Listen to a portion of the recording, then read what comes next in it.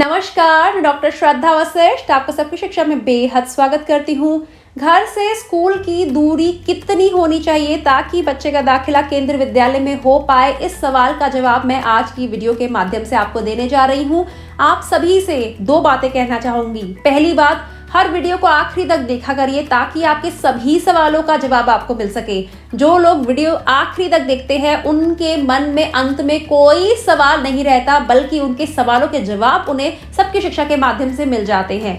दूसरा, अगर आपने अभी तक सबकी शिक्षा को सब्सक्राइब नहीं करा है तो आज ही सबकी शिक्षा को सब्सक्राइब करें। सबकी शिक्षा को सब्सक्राइब करना निःशुल्क है। हम किसी भी तरह का पेमेंट करना या फिर सब्सक्राइबर या मेंबरशिप फी आपसे चार्ज नहीं करते हैं और ना ही करेंगे। साथ ही अगर आप सब्सक्राइब करेंगे आपको तो कुछ देना नहीं पड़ेगा, लेकिन मेरी टीम का आत्मविश्वास बढ़ेगा और हम बेहतर तरीके से आपके लिए महत्वपूर्ण जानकारी लाते रहेंगे। तो अब मैं बताती हूँ आपको वह बहुत ही महत्वपूर्ण जानकारी जिसके बारे में आप मुझसे कर रहे हैं सवाल। देखिए, केंद्रीय विद्यालय संगठन के दिशा निर्देशों के अनुसार केवल एक ही ऐसी कैटेगरी है, श्रेणी है, जिस पर लागू होता है घर से स्कूल की दूरी का नियम। उस श्रेणी के अलावा कोई भी और कैटेगरी, कोई भी और श्रेणी, किसी भी और बच्चे पर यह नियम लागू नहीं होता। मैं आपको बताना चाहूंगी कि शिक्षा का अधिकार यानी कि राइट टू एजुकेशन यानी कि RTE कैटेगरी के तहत जिन भी बच्चों का दाखिला केंद्रीय विद्यालय में होगा, केवल उन्हीं बच्चों पर घर से स्कूल की दूरी का नियम लागू होगा। घर से स्कूल की दूरी का नियम क्या है? वह बच्चे जो केंद्रीय विद्यालय में दाखिला लेना चाहते हैं, यदि वे शहरी क्षेत्र में रहते हैं तो ऐसे में उनका घर से स्कूल की दूरी 5 किलोमीटर से कम होनी चाहिए। और अगर बच्चे शहरी क्षेत्र में नहीं रहते, ग्रामीण क्षेत्रों में रहते हैं, वो बड़ी बड़ी सिटीज में नहीं रहते, अर्बन एरियाज में नहीं रहते, डिस्ट्रिक्ट हेडक्वार्टर्स मेट्रोज में नहीं रहते, तो ऐसी स्थिति में 8 किलोमीटर से कम घर से स्कूल की दूरी होनी चाहिए।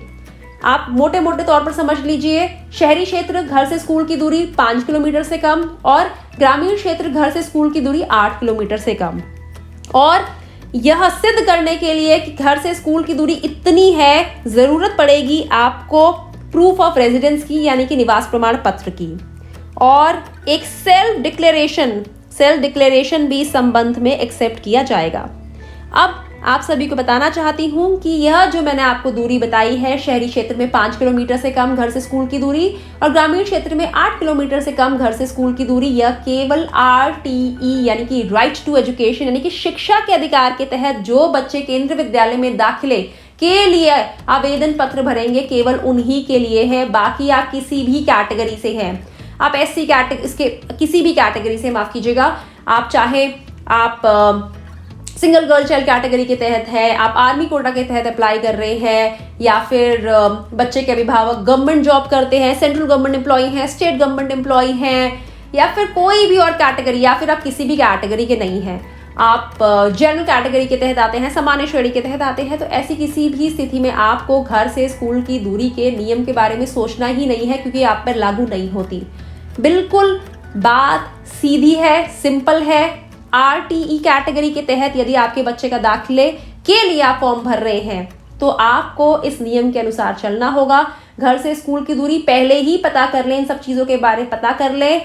यहाँ पर रेंट एग्रीमेंट का इस्तेमाल भी किया जा सकता है, यानी कि अगर आपके पास किराएनामा है, आपका घर किराए पे है, तो उसके किराएनामे का इस्तेमाल भी आप कर पाएंगे। घर से स्कूल की दूरी का नियम केवल RTE कैटेगरी के तहत जिन बच्चों का दाखिला होगा उन पर लागू होगा, बाकी किसी कैटेगरी के लिए यह नियम मायने ही नहीं रखता है।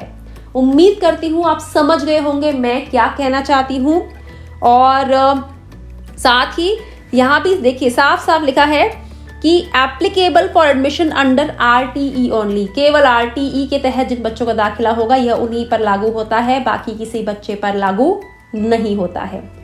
उम्मीद करती हूँ जानकारी से आपको लाभ होगा और कोशिश करती हूँ रोजाना आपके लिए केंद्रीय विद्यालय दाखिला संबंधित महत्वपूर्ण जानकारी लेकर आऊँ। याद रखिए, केंद्रीय विद्यालय दाखिला का जब फॉर्म भरा जाता है तो बहुत सी ऐसी जानकारी होती है जो अभिभावकों को पहले होनी चाहिए, तभी जाकर वे सही तरीके से फॉर्म भर पाते हैं, महत्वपूर्ण जानकारी भर पाते हैं, उन सभी कोटा का या आरक्षण का लाभ उठा पाते हैं जिनके तहत वो आते हैं, अन्यथा उन्हें किसी भी प्रकार का लाभ नहीं हो पाता है। कई बार जानकारी की कमी की वजह से फॉर्म भी गलत भरा जाता है, जिसकी वजह से आगे जाकर बच्चे का दाखिला नहीं हो पाता है। और मैं नहीं चाहती कि सबकी शिक्षा के परिवार के किसी भी सदस्य के साथ ऐसा हो, इसीलिए कोशिश करती हूँ केंद्रीय विद्यालय दाखिला संबंधित आपके लिए जानकारी लाऊं। मैं उन YouTube चैनल्स की तरह या फिर उन वेबसाइट्स की तरह काम नहीं करती जो आखिरी के 2-3 महीने केवल दाखिले के समय आते हैं। मैं सारा साल आपके लिए जानकारी लेकर आती हूँ। मेरी टीम है जो आपके लिए काम करती है। उम्मीद करती हूँ आप मेरे और मेरे टीम के द्वारा किए जा रहे काम को पसंद करते हैं, और अगर आपने अभी तक सब्सक्राइब नहीं करा है तो सब्सक्राइब भी करेंगे और अपने सगे संबंधियों, पड़ोसियों और रिश्तेदारों को सबकी शिक्षा के बारे में भी जरूर बताएंगे। उम्मीद करती हूँ जानकारी से आपको लाभ होगा। मुझे डॉक्टर श्रद्धा वशिष्ठ को इजाजत दीजिए। नमस्कार।